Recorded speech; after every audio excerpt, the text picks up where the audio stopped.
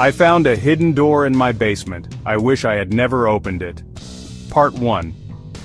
I've lived in my house for 5 years.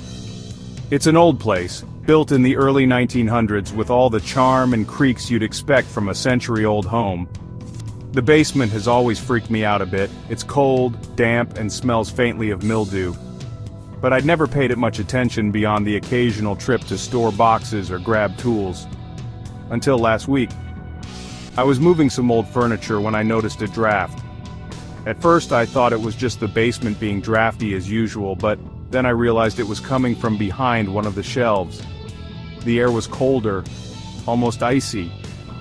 Curious, I pulled the shelf away from the wall, and that's when I saw it.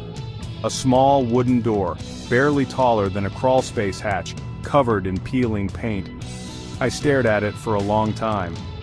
It wasn't on the house inspection report when I bought the place, and I had never noticed it before. It had no handle, just a keyhole. I should have stopped there, I should have walked away. But I didn't. Instead, I grabbed my toolbox, picked the lock, thank you YouTube tutorials, and swung the door open. Behind it was a narrow stone staircase, spiraling down into darkness. The air that rushed out smelled wrong, damp, metallic, and faintly sweet like rotting fruit.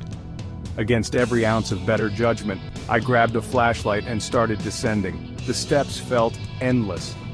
The farther I went, the more the walls seemed to close in. When I finally reached the bottom, I found myself in a small circular chamber made of smooth stone. In the center was a well. It looked ancient, the edges worn smooth as if by centuries of use. Here's where it gets weird. As I shined my flashlight around, I noticed something scratched into the walls. Words. Over and over the same phrase, do not look down.